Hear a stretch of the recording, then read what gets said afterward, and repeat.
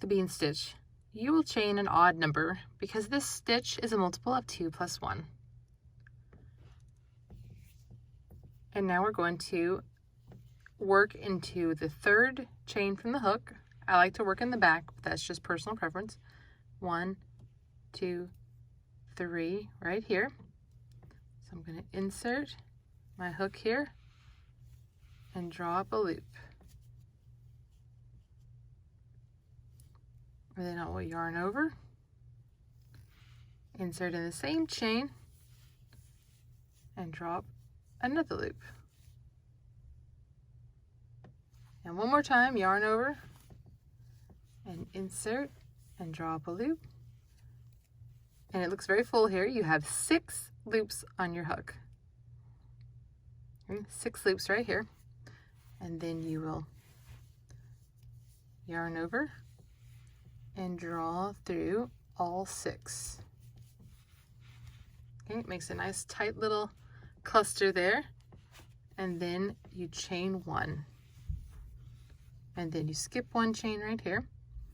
And you repeat. Insert, yarn over, pull up a loop, yarn over, pull up a loop, yarn over, and pull up a loop for a total of 6. Yarn over and pull through all 6. Chain 1 and just repeat this all the way down to the end, working in every other chain.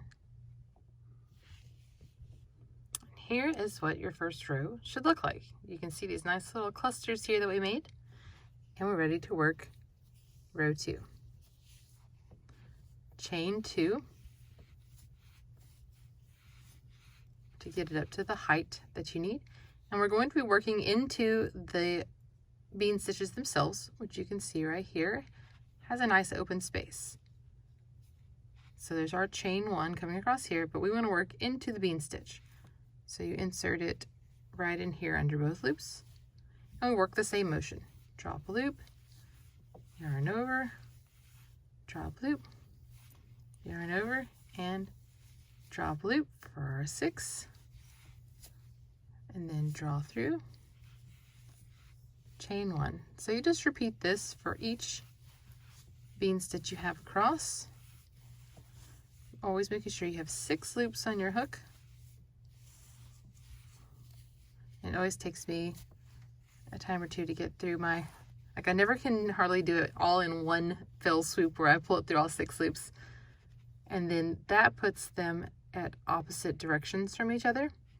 And you just repeat this one row right here of chaining 2 and then working your bean stitches in the bean stitches and chaining 1 in between. So it's nice and easy once you get going. And maybe you'll have a trick better than I do for pulling them all through, because that is a lot of loops on your hook, and it doesn't matter the weight of the yarn.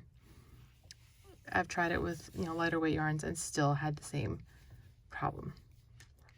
So nice and simple. Love the texture that this stitch gets. I did a little bit of a modified bean stitch that had less loops on the hook, fewer loops, and that was in my simple textured messy bun hat. And so you can check that out, and I had a simple textured cuff as well, so I'll leave links to these down below. So be sure to subscribe for some more video tutorials. Thanks for watching. I'll see you next time.